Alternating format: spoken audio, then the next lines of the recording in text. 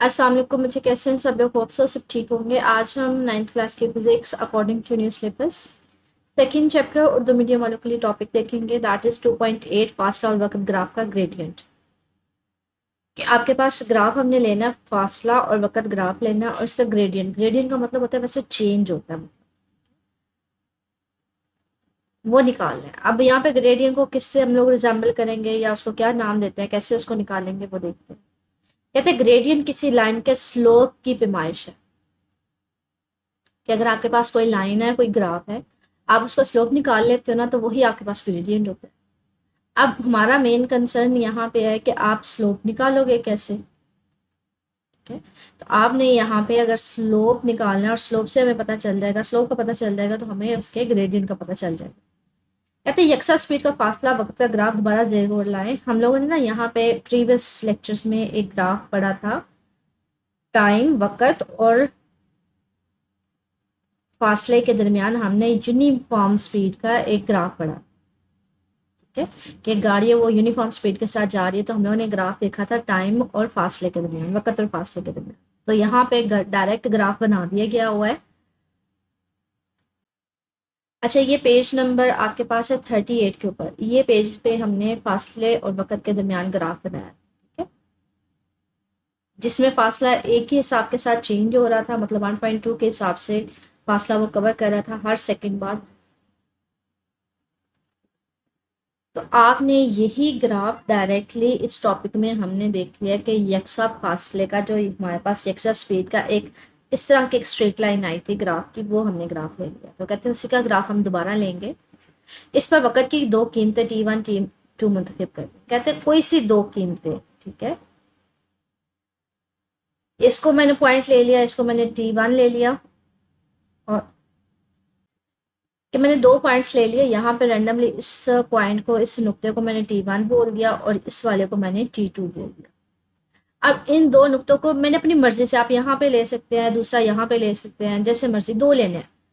मैंने एक यहाँ पे ले लिया, एक यहाँ पे ले लिया। इन नुक्तों से अब आपने ना दो सीधी अमूदी लाइन, मतलब अमूदी का मतलब होता है वर्टिकल लाइंस, एक ये खींच ली ग्राफ तक और एक ये वाली लाइन खींच ली ग्राफ तक। मतलब इन दोनों नुक्तों से T1 और T2 से आपने मुद्दी लाइंस वहां तक खींच ली जहाँ तक वो जाके ग्राफ को टच नहीं करती। तो यहाँ पे भी ग्राफ को टच कर दिया इसने, यहाँ पे भी ग्राफ को टच कर दिया। तो कहते हैं इन T और T2 निकात से एक्स एक्सिस से ग्राफ तक गैर मुसलसल दो अमूदी लाइंस खींचे। गैर मुसलसल का मतलब होता है बच्चे डॉटेड लाइन, मतलब एक लाइन ही होती है लेकिन उसको डॉटेड के फॉर्म में बनाया जाता है। ठीक है, कहते हैं यहाँ से ग्राफ तक एक लाइन खींचे, मुद्दी वर्टिकल लाइन, और एक यहाँ से यहाँ तक खींचे। अब ये वाली जो लाइन आपने वर्टिकल मुद्दी लाइन खींची है, ये ग्राफ की लाइन, ये वाली जो ग्राफ है, इसको कहाँ पे टच करी? इस पॉइंट पे। तो मैंने इसको पॉइंट को नाम दे दिया पी। और ये वाली मुद्दी लाइन कहाँ पे इसको जाके टच करी है? यहाँ पे। मैंने इसको क्यू का नाम दे दिया। यहाँ पे ये कह रही है जो मुद्दी लाइन है ये ग्राफ पर किस पॉइंट पे मिल रही है? पी और क्यू पे। अपनी मर्जी से मैंने इनको नाम दे दिया पी और क्यू। आप कहते हैं इन दो पॉइंट से ना आप क्या करो, जो एक्स एक्स एक होरिजेंटल लाइनें लगाओ, मतलब उफकी लाइनें लगाओ। तो मैंने यहाँ से इस पॉइंट से पी से एक ये वाली लाइन लगा दी है और एक मैंने यहाँ से एक उसकी लाइन लगा दी है। अब ये वाई एक्सिस को जाके ये वाली जो लाइन है जहाँ पे टच करेगी, मैं उसका S1 डिस्टेंस है ना, तो उसको मैं फासले को S1 का नाम दे दूंगी, और ये जहाँ पे जाके टच करेगी उसको मैं S2 का नाम दे दूंगी। तो यहाँ पे ये कह रहा है कि इन निकात से दो की लाइनें खींची, कि इस पॉइंट से मैंने एक लाइन खींची उपकी और एक इस। उपकी का मतलब होता है हॉरिजॉन्टल डायरेक्शन। तो यहाँ पे ये जो लाइन जाके टच करेगी इसको S1 का नाम दे दिया, इसको S2 का। इस वक्त के दौराने में फासला, तय करदा फासला जो होगा वो इन दोनों का यहाँ से, मतलब इसका मतलब क्या है, T1 से T2 के दरमियान कितना फासला तय हुआ होगा? यहाँ से यहाँ तक का फासला। ठीक है, S1 से लेके S2 तक का। तो इसको निकालना हो तो आप इसको कैसे निकालते हैं? फाइनल माइनस इनिशियल होता है। फाइनल एंड पे कहाँ पे है? वो S2 में से जहाँ से स्टार्ट हुआ था वहां तक S2 माइनस S1। अच्छा, इसको ना इस तरह से भी बना सकते हैं आप। क्या करो, इस लाइन को ना यहाँ पे पी पॉइंट से एक पूरी एक हॉरिजॉन्टल लाइन बनाओ, तो ये जहाँ पे इस लाइन को टच करेगी ये भी हमारे पास उस तरह से आ जाएगा। ये मेरे पास एक ट्रायंगल सी बन जाती है ये वाली। अब जितना डिस्टेंस ये है हमारे पास, बेसिकली आप यहाँ से यहाँ तक टाइम में आपने कितना डिस्टेंस ट्रेवल किया? S2 minus S1। तो ये हाइट बच्चे जो इसके इक्वल ही है।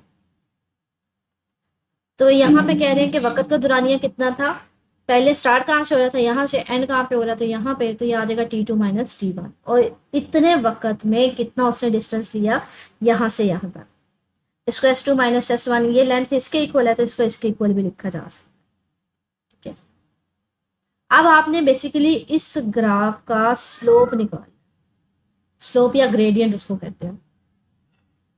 कहते हैं मुसल्लस, ये आपके पास एक ट्रायंगल सी बन गई है PQR। ठीक है, कहते हैं अगर मैंने इसका स्लोप या ग्रेडियंट या टेंजेंट निकालना है तो आप कैसे निकालोगे, आप क्या करोगे, स्लोप निकालोगे। स्लोप का फार्मूला होता है परपेंडिकुलर ओवर बेस। इस ट्रायंगल में क्या है बच्चे, ये परपेंडिकुलर है, ये बेस है, ये आ जाएगा RQ divided by PR। RQ था हमारे पास किसके इक्वल था, ये वाली जो मतलब डिस्टेंस उसने यहाँ से यहाँ तक हमने नाम दिया था S2 माइनस S1, और यहाँ से यहाँ तक को हमने नाम दिया था T2 माइनस T1। यहाँ पे उसकी वैल्यूज डाल दी, तो ये चेंज इन डिस्टेंस है, मतलब टोटल डिस्टेंस उसने कितना ट्रैवल किया और ये जो टाइम आपने लिया। तो जिस फासला ओवर वक्त क्या होता है, डिस्टेंस ओवर टाइम हमारे पास क्या होता है, स्पीड नहीं होती। तो यहाँ पे यही कह रहे हैं कि हमारे पास फासला ओवर वक्त जो है हमारे पास स्पीड के इक्वल होता है। वक्त के दौरानिया में औसत स्पीड है।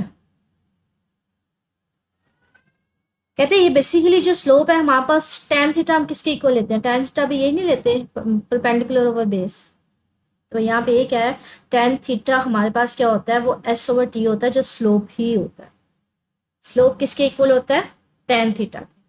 स्लोप हमने यही लिया ना, स्लोप क्या लिया हमने, परपेंडिकुलर ओवर बेस, ये तो tan थीटा के इक्वल भी होता है। तो tan थीटा भी हमारे पास क्या है, S ओवर T। लिहाजा फासला वक्त ग्राफ का ग्रेडियंट जिस्म की और स्पीड के बराबर होता है। तो हमने देखा कि अगर आप फासले और टाइम वक्त के दरमियान जो ग्राफ है उसका आप ग्रेडियंट लेते हो या आप उसका स्लोप लेते हो तो वो आपको क्या देता है, स्पीड देता है। तो ये याद रखिएगा कि फासले और वक्त के ग्राफ का जो ग्रेडियंट या स्लोप है वो आपको क्या देगा, स्पीड देगा। अब ये क्वेश्चन किस तरह से पूछा जाता है, वो एक्सरसाइज पे चलते हैं। अच्छा, ये तफसीली सवाल है 2.5, फासला वक्त ग्राफ का ग्रेडियंट। अभी सिर्फ हमने इतना पोर्शन किया है। ठीक है, फासला और वक्त ग्राफ का ग्रेडियंट, सॉरी इसको मैं हाईलाइट करना चाह रही हूँ, बेसिकली